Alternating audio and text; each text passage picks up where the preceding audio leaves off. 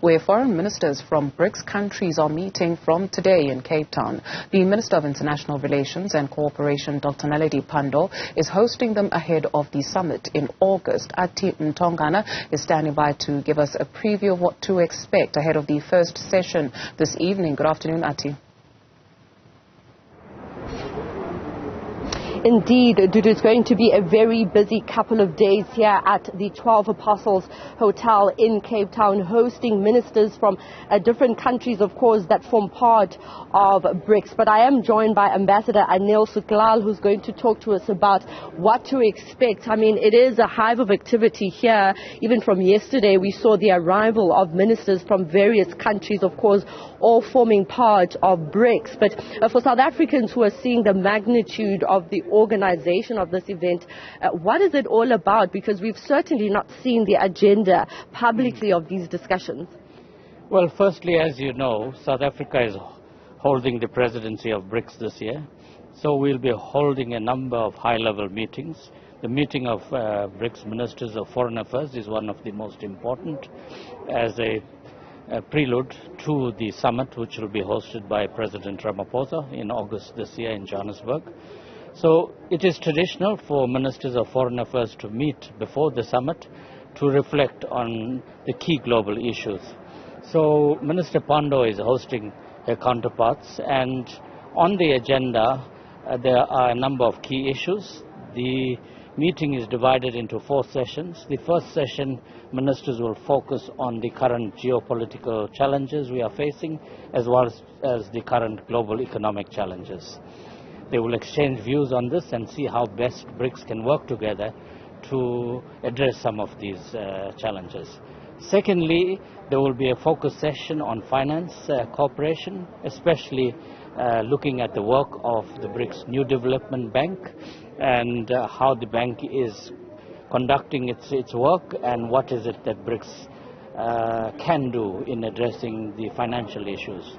The third issue that the ministers will focus on is preparations for the BRICS summit, as I indicated, in August this year. And finally, they will focus on an agenda item referred to as institutional development. Now, that refers specifically to enhancing cooperation, looking at our working mechanisms.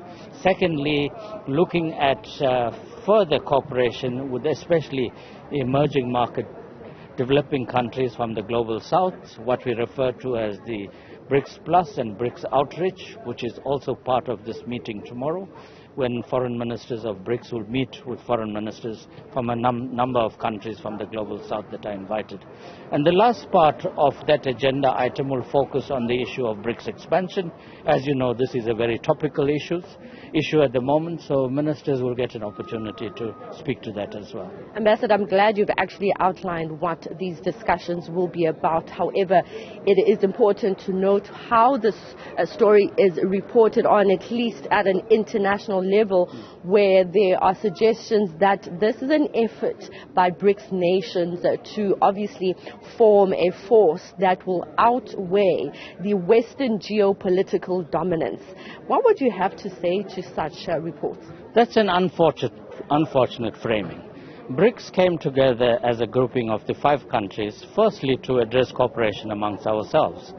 And since its inception, BRICS has focused on addressing the major fault lines that exist in the global political, economic and financial architecture, and also championing the core interests of the global south. The world today is a vastly changed world. You have a number of key countries from the global south that have become major players in the global economy. I mean, if you look at the BRICS configuration, we represent over 41% of the global population. And most recently, it has been pointed out from an economic perspective, in terms of PPP, GDP, BRICS account for a larger percentage of the global GDP, close to 31%, as against the 30% of the G7. So yes, BRICS is a powerful force. It's a powerful voice for the global south, and championing a reorganization of the global architecture to make it more inclusive, more fair, more just, and to ensure that no one is left behind. And that is the core values to which BRICS subscribe. BRICS is open to discussion with all groupings, from the Global South and the Global North in working together to address the challenges we face as a global community for the good of humanity.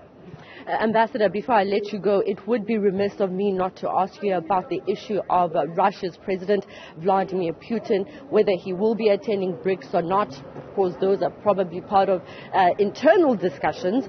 But what I want to get a sense from you then, through these engagements with the ministers from foreign countries, what should we then expect in August? Because there's been a lot of talk, of course, following that release by the ICC wanting Putin to be arrested. And that, of course, is an issue that ministers now are currently discussing. Even the president is, asked about this particular question. But I want to know from you, what should we expect then? Would he then attend? Would there be an arrest? What can South Africans really gauge out of these, at least these preliminary discussions? Let me firstly say that South Africa is a responsible member of the international community. We are mindful of our treaty obligations. We are party to the Rome Statute and party to the ICC. We are fully cognizant of the warrant that's been issued in terms of President Putin. The President takes this very seriously, and as a country we take this very seriously. That is why President has appointed Deputy President Mashatile to lead a high-level committee to advise us how best South Africa deal with this challenge. So that's ongoing work at the moment. But at the same time, as you know, President Ramaphosa has invited all BRICS leaders to the summit in South Africa. So we are preparing for the BRICS summit, mindful of the challenges we have to deal with. With the attendance of Russia's president? Well, let me just say all leaders have been invited and we are dealing with the challenges. All right, thank you so much for your time. Ambassador Sooklal talking to us about what to expect in the next few days, and certainly, of course, leading these engagements is the Minister of International Relations, Dr. Naledi Pandor, who will be hosting all of these ministers. And I guess, of course, we'll keep a close eye, especially in the build-up to August when South Africa hosts the BRICS summit. Indeed. Athi Mtongana, thank you very much for that report.